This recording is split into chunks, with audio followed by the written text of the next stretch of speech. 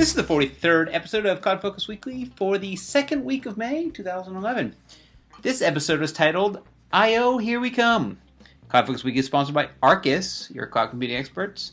I'm your host, Jason Atwood, and joining me is my co-host for the 43rd time, looking intently at the show notes, trying to figure out if he actually knows what to talk about, is my co-host Justin Ellenstein. Justin, how you doing? Just staring at this Google Wave. Nice. Got it in early. Yep. And I'm looking at all the I.O. news. I.O. Here We came from. Yeah, it was I.O. Here We Go, but I thought I.O. Here We Come. I don't know. So we got some big news. Basically, we got more stuff than we could fit in one podcast, so we're going to take out stuff. I just watched you cross stuff out in real time on the Google Wave. Two times in the first 2 minutes. That's really good. Basically, you wrote a great article. We're not going to talk about that. There's some other stuff going on we're not going to talk about. What we are going to talk about is two big pieces of news. One is the Microsoft and Skype. We'll talk about that to start. And then we're going to talk about Google I.O. because Google, their annual user / whatever conference, let's call it their Macworld, their Dreamforce, their WWDC. I'd compare it to WWDC. Yeah, more WWDC. Macworld, Apple doesn't even do that, Macworld. Because Google really controls it. They give away a lot of free stuff. In fact, they gave away one thing that I actually have with me here. What did they give away? They gave away the new MiFi 4G. Really? Yep, to everybody there. Wow. It's nice. So let's start off, and then we'll make our picks of the week, of course. I actually have more picks than I can possibly go with. That's why we had to cut the show down. I can't decide whether I should make like 6 picks or if I should just put in a blog post. Here's what you should do. Yep, you tell me. Next week, we're going to be, out of the office, sort of. We're going to be in training. We're going to be in training all week. All week long. I would put it in a blog post. Okay. I'd pick one. The one you have here is Well, I like that because it relates to the first story. So does mine. So there you go. All right, let's get into it. All right. I will only pick one thing, although I have 2 really cool things. Well, I kind of want to hear about them, so maybe I'll have you pick them anyway. And you can and then I'll write a blog. Yeah, why not? All right. So first off, big news. After lots of back and forth, Microsoft has purchased Skype for $8.5 billion. That's a lot of billions. So apparently, Google wouldn't go more than 4.5 or something. And I don't know. I mean, I what are you buying when you're buying Skype? Are you buying the technology or are you buying the user base? Yep. Keep going. Keep going. Yeah. The intellectual property, the people, yes. all the above. Yes. Because like Google has Google Chat, and Yep. Microsoft has MSN Messenger, I think, still maybe. Exactly. And that's why Microsoft buys Skype. That's it. Are they? Skype is becoming, I would say, Skype's been around for a long time. I've been using Skype for a long, long time. Yeah. But it's becoming more and more as networks get better, as they move to having Skype on more platforms. Skype is becoming more and more important. And again, I always judge it by who in my life is using a technology. When my mother starts using technologies and says, I've been Skyping because her husband lives far away, they Skype and they talk. So like when it gets to my mother's sort of age group and they talk about it and use it, and then I think I had the other example is my brother who lives in Massachusetts.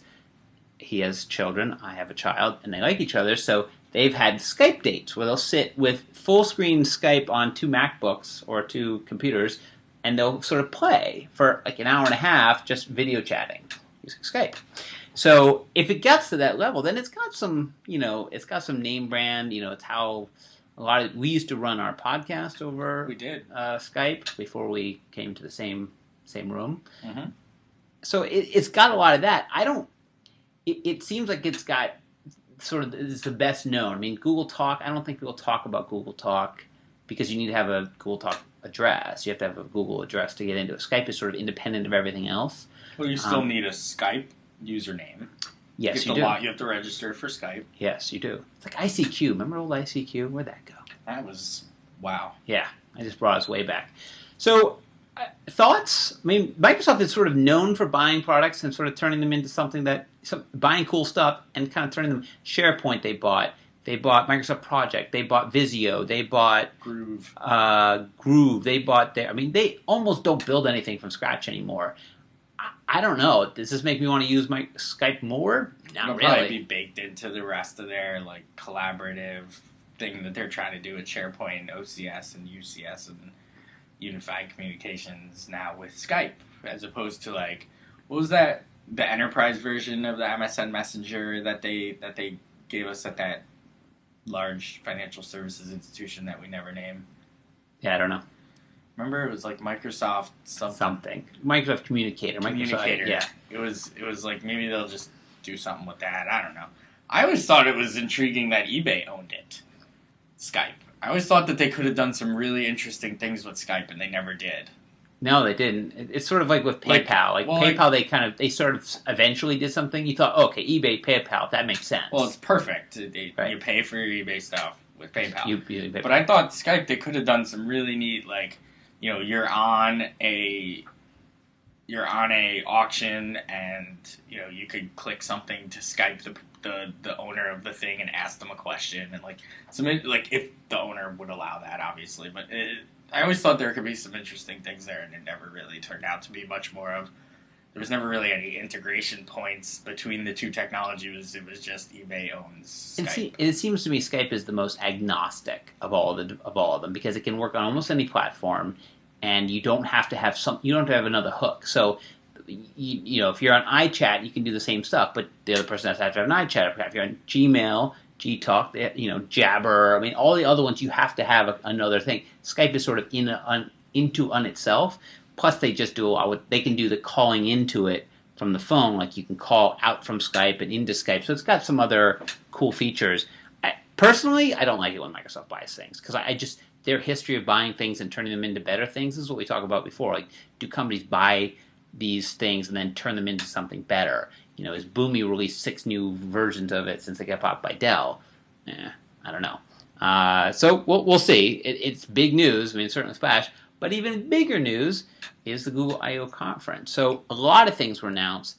Pick 2 you want to talk about. Pick 2? Or just rattle them off. I and can then only pick 2? Well, why don't you pick 2 and I'll pick 2? all of these things. All right. Well, then let's go through them. Well, Music Beta is the big one. Yep. I think we should talk about that. Can't really review it because don't have access Signed to up it. for the beta. Signed did not up, get the did invite. not get an invite. Same here.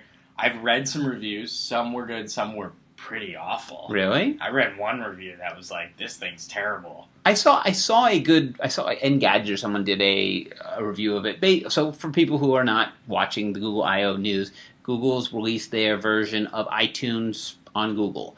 In the cloud. In the cloud. 100%. No syncing, meaning no... Well, that's not true. No plugging in to sync after the first time. After the first time. And ongoing. There's actually an application you sit on your desktop that then will sync upwards. Right. 20,000 song limit. To start For the beta. You can. It has a lot of the functionality where you can make playlists. You can play things in real time. You can play. Obviously, it's streaming, so you're anywhere you are. You're able to watch and listen to music. If you're internet connected, you could grab stuff. If you're not, and this was one of the things I thought that they did that was smart, was that it will cache previously listened to songs that. So I always say, I love Pandora, but when I'm in the subway, I can't use it. Right. Well, if I'm going to love Google Music, it's got to work for me when I'm not connected to the internet, because there are times that happens. Becoming scarcer and scarcer, but it's happening, right? Well, it's not only that I'm not connected; it's I'm not reliably connected. I like putting things on my iPad, iPhone, because I'm in and out of the subway. I mean, I want to know that the song I'm listening to is just going to keep going, not be listening to it and then it stop and then start again. So there is something to still having device storage. It looks intriguing. I think it's now just a matter of, there's 2 things I think come out of it. One is that the music industry as a whole is saying, hey guys, you haven't really made the agreements with us that Apple's making. Apple's basically doing this the opposite way. It's not just launching something. They're trying to get all the agreements to be able to do this. I wonder how Google got away with this. Same way that Amazon did, which is, you own it, we're just storing it for the person, we're just a storage device. Because they'll take iTunes stuff and throw it up into their Google Music until iTunes says, no, you're not. Well, we will see when that happens. It's files. But here's the thing. Everybody's waiting to see what Apple will do. Apple has this market locked. Can they come out with a competitor to this product that makes this look like nothing. And then everybody goes, well, why would I use any of those? Why would I use the Amazon one? Why would I use the... I already use iTunes so much in my life that I'm not... There are people that don't like iTunes. I guess. There are plenty of people that don't like iTunes. Note, Apple actually bought iTunes. They didn't build it. It's one of the few things that they bought and integrated. It was something, I think it was called, not SoundJam, it was called something else. Anyway, so that's one big piece of news. Big one. Next one up? In the list, the Android operating systems. So you have the ice cream sandwich, and then Honeycomb after that. And some of them are for mobile devices, some of them are for tablets. They're addressing some issues with form factors, because I think they announced they have like 300 different devices out there that run Android right now, and they're trying to make it easier for developers to be sort of agnostic to those devices and build things once and have it work everywhere. There were some really cool Android features that they were showing off. Name a few. The at-home feature. The one where it connects up to your... It just connects to stuff. Just random, non-networked anything. Well, your things in your house. Like they have... lights and things like that. So it's the whole idea of your phone, you're walking around rooms and your phone's telling you things to turn things on and off. Powered by Android. Powered by Android, yep. Watched them like with an Android tablet using like the tilting a labyrinth board that was controlling a huge labyrinth board with a bowling ball in it. Okay. Like, it was really intriguing. You know what? It's just yesterday I was thinking, if I could only control a huge... It was more the power of being able to have this device that you're, like, tilting and moving around, and you're watching on the screen, and it's actually moving this enormous labyrinth thing with a bowling ball in it. Like, the fact that a device can control these things was rather intriguing to me. I feel like any device... I can control it with my laptop. Well, not the biggest news. But by the way, I thought it was pretty cool. I love Android doing stuff. We're obviously big iPhone fans, but I love Android doing stuff because whatever they're doing, like their notification system is apparently very, very good, and it's something that Apple has been looking at, and I'm hoping, I want competition in the market. Yep. All right. Movies? Streaming movies from the Android App Store. With streaming books. Movies. Right. So they have books. Now they're going to have movies, competitor to like a Netflix. Yep. They just announced movies, right? A deal with a bunch of different movie houses or production houses to provide content over YouTube. Yeah. So it's presumably the same agreements are in place to now allow you to rent and stream these movies right from the Android store. Everybody's getting... We didn't cover it, but Facebook is now doing movie rentals. So you can rent and stream movies through Facebook. You can rent and stream movies, obviously, through iTunes, through Netflix, Hulu. It's not my pick, but one of my picks I could put in there for next week. It's called Crazzle or something. It's Sony's version, and it's in an app. You download it, and you can stream movies, all Sony movies. Like I was looking, and TV shows like Married with Children. Everybody's getting into this. The problem for me now is it's so fragmented. It's like, I want to watch a movie. Where do I go? Do I go to ABC Player? Do I go to Hulu? Do I go to Netflix? Do I go to Sony I think it's called Crackle. It's called What's Crackin'. An awful name. Yeah. Do I go to the Android? Do I go to YouTube? Do I go to Facebook? Just give me... You can see some people coming up with some, like, you search a thing and it tells you which place you can get it and how much you can rent it for. I do have the same thing most of the time when we're going on this trip. I've loaded up my iPad with 4 or 5 movies. I'm ready to go because I'm going to be on a plane, and that's when I want to watch movies, is when I'm on a plane. When I'm not, I don't know, I have so many other options. So that's cool. Cool. Next up. I'm going to skip the next one because I think it's probably the biggest story. Let's talk about the two API pieces. The two APIs. I'll take one, you take the other. Sure. Since I put one on here. I'll talk about the prediction API, which is Google's like computer learning API. So it allows developers to include that piece of Google's functionality into their applications, sort of like intelligence. And they've listed a couple of examples of what you might want to use it for: spam detection, recommendation engines, upsell opportunity analysis, diagnostics, language identification, things such as that.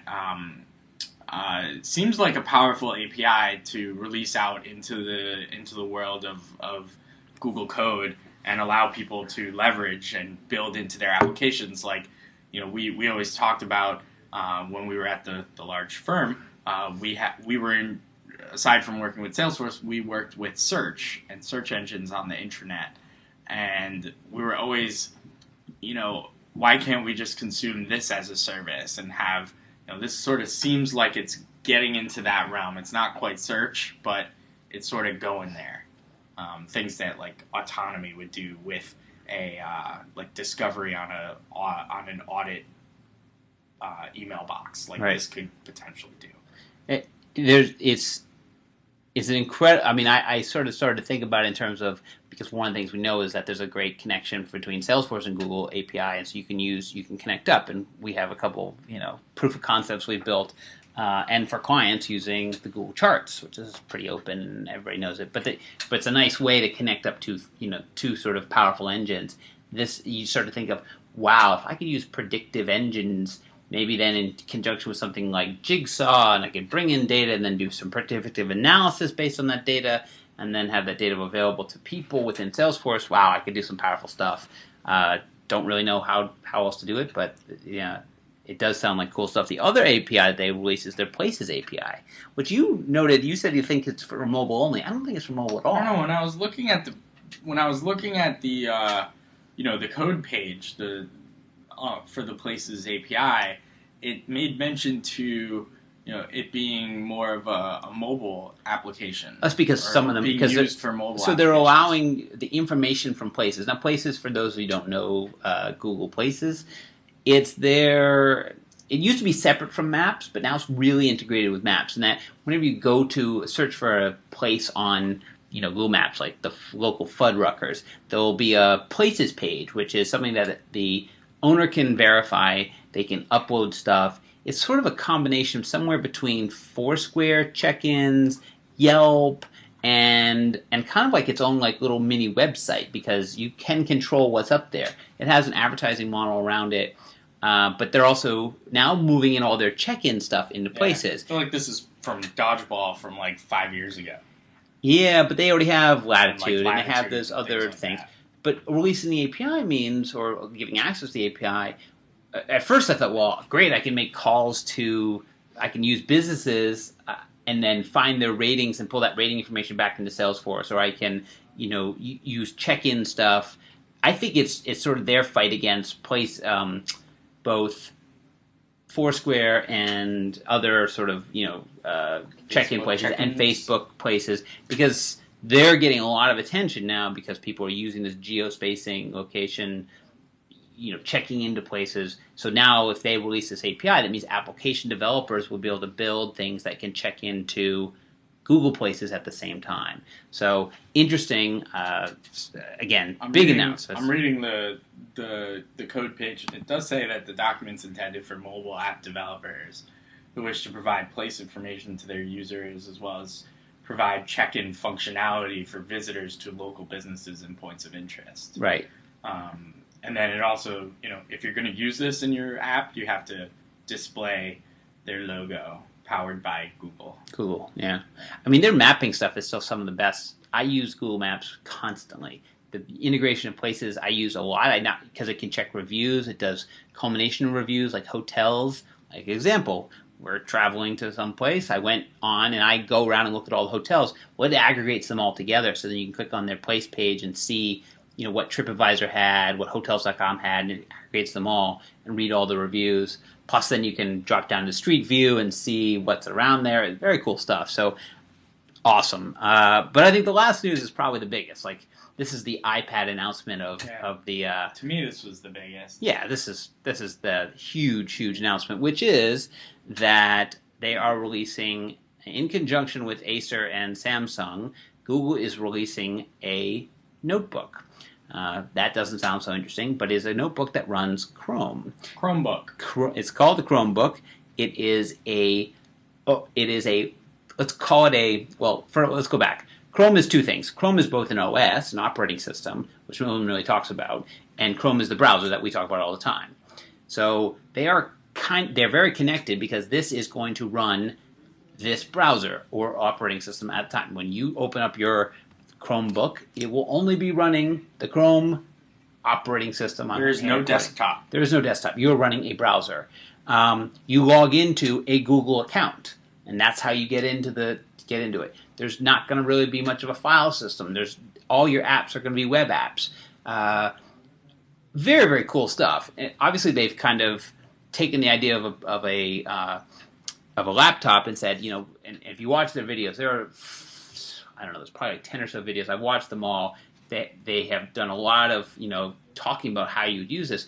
But what they were saying, which I thought was interesting, was laptops were created, or computers were created years and years ago, mostly designed when the internet wasn't around.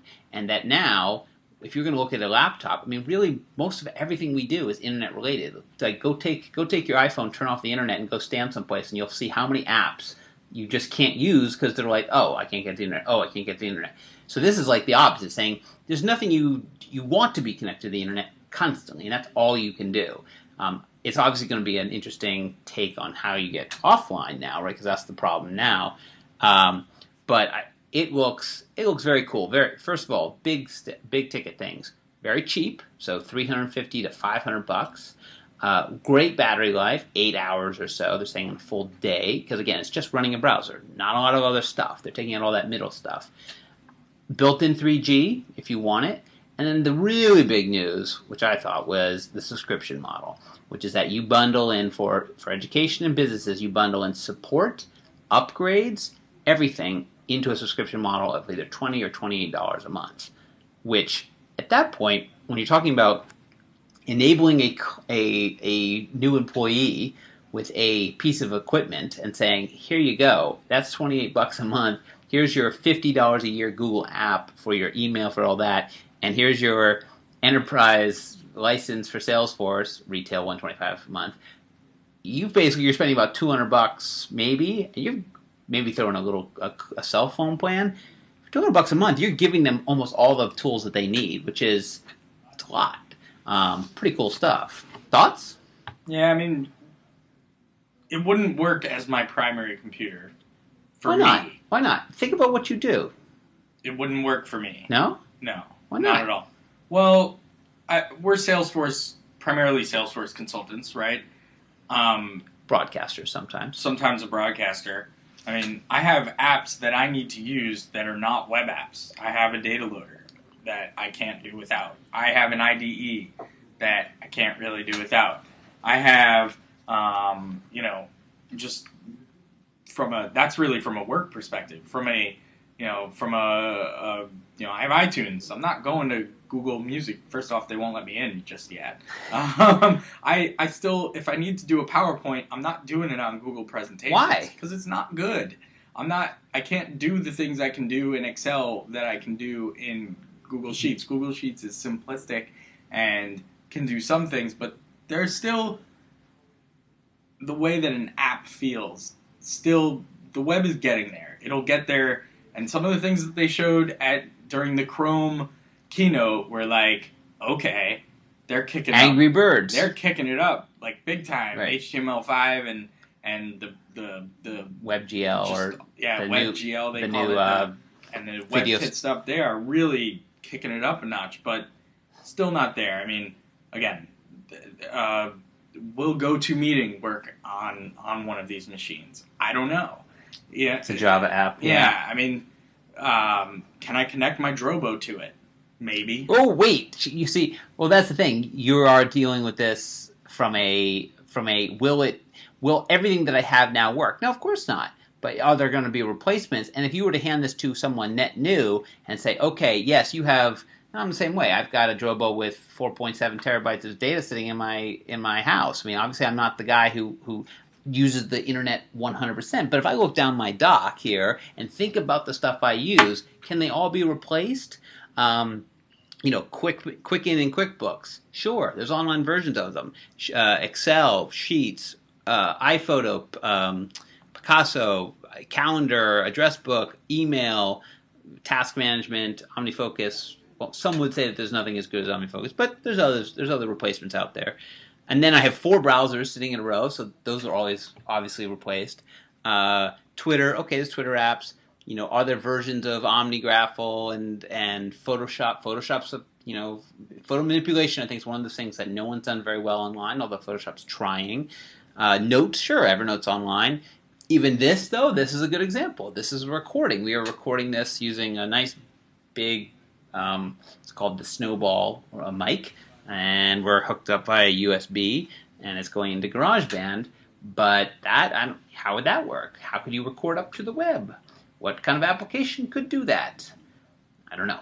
So I agree, but if you're going to say to someone, who's, again, it's never starting with the guy who's the high-end guy doing a lot of,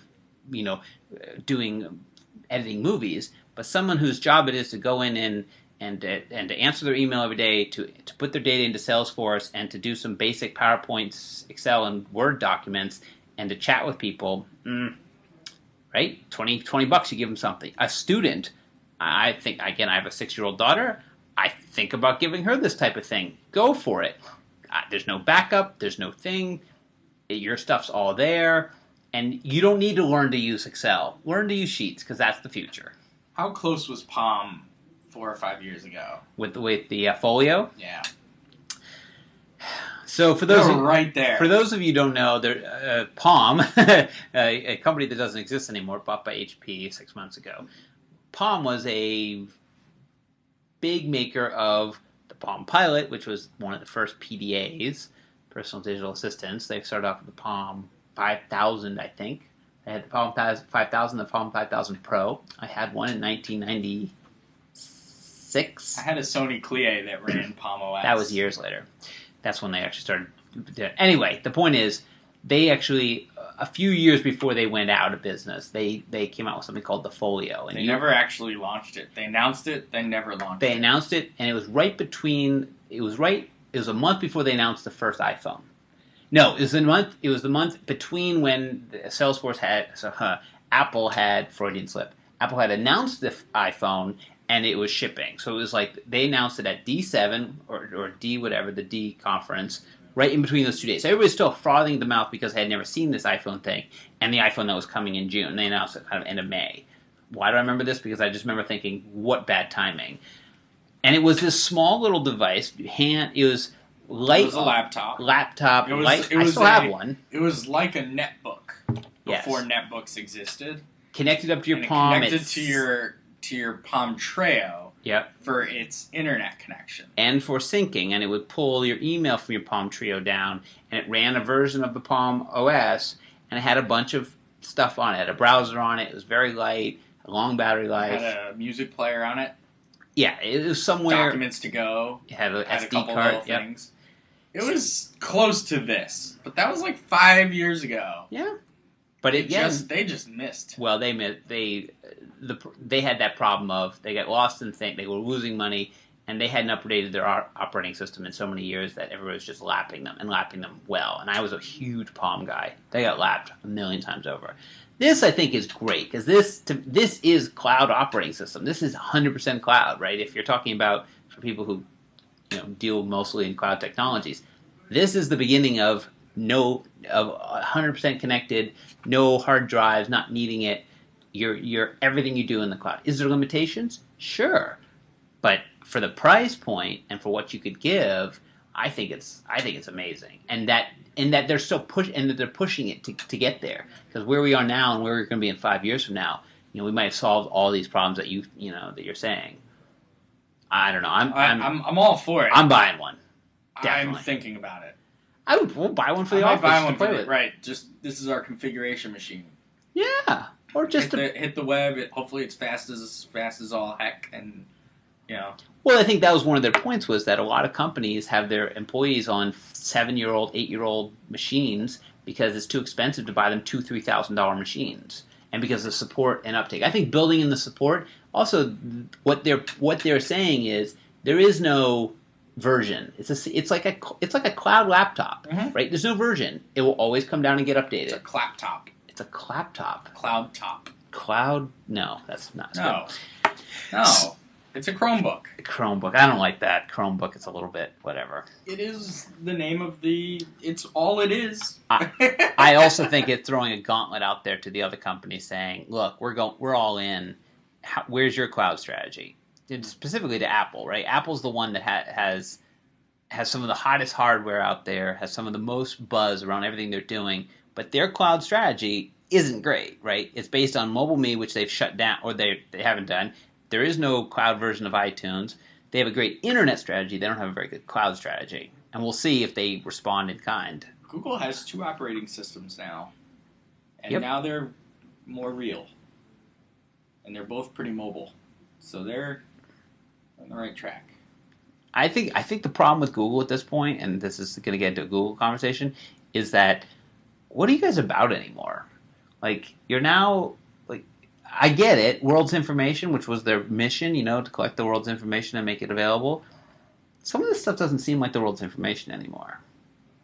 It's it's a very fragmented company. Well, everything's information, so Yeah, well, that's all we can catch-all. get into a philosophical discussion about that. But if my laptop is, my Chromebook, if none of my information is actually on the book, and it's somewhere else, but I just get to it from the book, and I could, like in some of the videos, throw the book in a swamp, Right. and then go get another book, and all my data's there. Right. Well, then they are collecting my data and storing it for me and organizing it the way that I need. And I think the way that the world is going and people not caring about that. 10 years ago, if I said all your email, all of your personal information, all of your documents, all your pictures, all your music's all stored on the internet, and just use the internet, and you would say, "Oh my God, that's my personal information. That's going to get hacked. I'm going to get whatever." We've become so accustomed to sharing everything we have and putting it in the cloud, and I mean, I almost don't think twice about when I do a connect up to my Twitter or again the app that I'm not going to pick today. Immediately said, "Can I connect up to your app? Can I connect up to your Twitter and do something?" I said, "Sure." Well, now I'm going to check your Twitter feed, and I'm going to find out exactly what that app All is right, going to be. so let's go. Speaking of apps, so that's the Speaking big of apps. I/O stuff. We were deep into a 25-minute, 30-minute conversation about it. Overall, great stuff. I mean, Google's innovating, which I like, because when you look at other companies out there, I don't know, IBM, Microsoft, where's their innovation? They're not innovating. They're buying Skype. That's not innovation. That's buying a company. Google is really innovating some of this stuff and pushing the envelope like the other companies. Other note I will say is when I went to the Google Chromebook for Business, 2 company logos popped out at me. Let me guess. Well, because you saw it on my Twitter just now. Yeah, Apereo and Salesforce listed in their logos, and one of our clients, Kip. Oh, you don't say. I do say. Just did. You just did say that. All right. Let's hear your CloudFocus app pick of the week, and don't make it a Chromebook. Chromebooks, now available. No. So I'm actually picking a product that I used for the first time a couple weeks back, and wasn't aware that it actually just got purchased by eBay about 10 days ago. The product's called Mission Fish. The website's missionfish.org.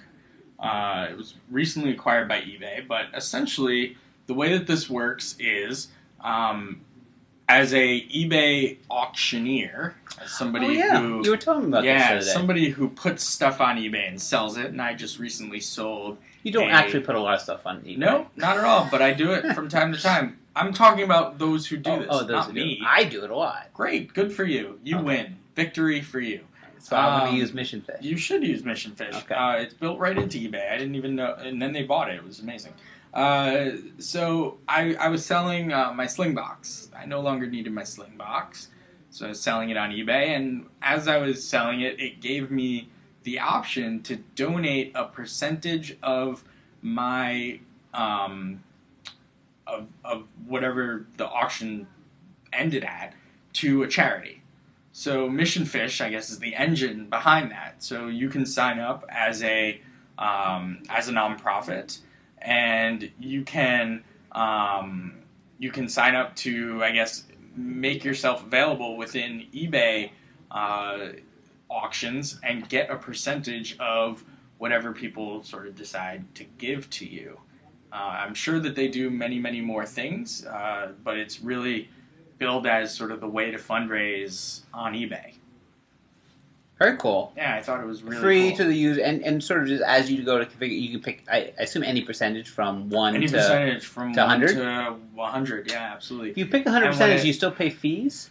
I don't know about the fees, but the way it works is actually you. So the way this worked for me was my item sold for like $47 or something, and I didn't realize that it was only going to sell for $47, so I said 10%. I was like, oh, 10% is a good amount. But then I thought about it, I was like, I probably should have given more. But anyway, I got the full amount, $47. Into your PayPal. Into my PayPal, and then like a week or two later, $4.70 came out of my PayPal. I see. And went to the charity. I see. It would be interesting, I don't know if they do this, I would say it would be interesting if they would give you a discount on the fees, the PayPal and eBay fees, which can ride up there. I mean, I've sold some pretty expensive things. I've actually sold a car on eBay, although that is a fixed fee. It wasn't a percentage. And it would be interesting if they would give you like a discount on the fee if you use Mission Fish, sort of as a sort of a non-profit, incentive to say, if you use Mission Fish, we'll waive your 99-cent listing fee, maybe. Just something to make it kind of, to throw in some thing. I mean, I've mentioned one cause before, which I still use a lot, and I still raise tons of money for, which is, you can pick a school and you shop to them and a percentage goes. Very cool. Mission Fish, missionfish.org. All right. Well, I have many. I am going to pick one. And this one just came up because we were talking about Skype. I guarantee I will write a blog post for next week, which we can then discuss at that point, or not, about the other. I have 3 or 4 others that I've been just playing with, and some are really great. But my pick of this week is going to be something which I'm sure people maybe know about, but they don't know about this piece of it. Because the most people I've talked to about it don't know that this piece exists. So Skype. Skype is a way you can talk from computer to computer, from phone to computer, from computer to phone. And if you're an iPhone user, iPhone 4, you have something called, I think on 3, or no, only 4. 4 in the new iPads. I think it's on 3. Is it FaceTime? Let's go FaceTime, which is their... No, it's on 4. 4 the front-facing camera. Right. So FaceTime is a application that comes on your new iPad and your new iPhone that allows you to make a video call to someone else, right? So it's cool. And then when it first came out, you and I played around, FaceTime back and forth, and you can switch the camera view, and it's great. But you always feel like, well, I have to call someone on their phone. I'm already calling them on their phone and whatever. What I don't think a lot of people know is that there's actually an application for the Mac called FaceTime that you sit on your Mac and you can dial from your Mac to the phone. So I do this all the time when I want to talk to somebody in a video chat, very much like Skype. I dial. You can use FaceTime for Mac, which is 99 cents. It's available probably only runs on Snow Leopard, but it's available in the App Store. 99 cents. I had to charge for it. It was free, but then I think there's some accounting rule. Can't give away stuff for free. So it's 99 cents, which is pretty good. And basically it's like Skype or iChat or whatever with video, but the difference is that when you call, it calls the phone. And so you can call someone on an iPhone or on an iPad, which really becomes cool because you can use an iPad, a Wi-Fi only iPad, and a computer, and you're avoiding phones altogether, but you're making this great connection. And the iPad's great for holding because you can hold it and kind of have a conversation. So anyway, FaceTime for the OS X, 99 cents. Have you tried it from the computer too? Definitely done it on the computer. Whether I knew I was doing it to somebody's phone or not, yeah, we've done it. Yeah. I like it. It's a nice. I mean, it works. We tend to use iChat. Yeah, right. Well, because iChat has sort of an awareness, but what's nice about FaceTime is I can put the iPad next to my computer. Right. One of the problems with the thing is it's always like the screen that you're seeing. So I put the iPad next to me. I call you. I can call you on your computer, and then I can use the video chat off the iPad while I'm doing something else on the computer. So we can kind of have an ongoing conversation. And at that point, it comes more like a video phone. Right. It's not in your computer. It's like a video phone. In the computer. It's not in the computer. It's right there. Anyway, so FaceTime for the Mac, OS 10, 99 cents. And that's our CloudFocus app picks of the week, as it were. Just popped your case. So there, we did not talk about a blog post that you wrote. That's at blog.arkusinc.com. I wrote a good one this week. We did not critically acclaimed. We did not talk about any of our Twitter activity, but if you want to follow Arkus, it's twitter.com/ArkusInc. I'm at twitter.com/JasonMAtwood. You might be seeing some more activity due to my pick of the week that I'll be putting in the blog next week.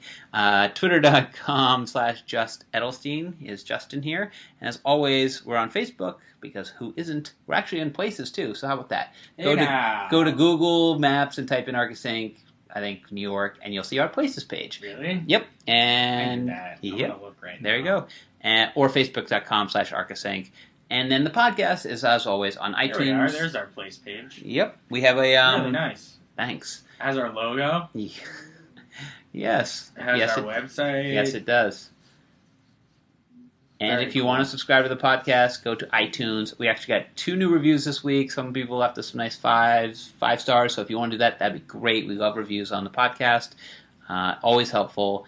Or you can hit us up on Twitter or put it up on Facebook. Either way, we love it. But again, until next week, when we will probably be podcasting from a different state. Ooh. Enjoy those Chrome... Enjoy that Cloudbook. No. Lap Cloud. No. Enjoy the cloudy days.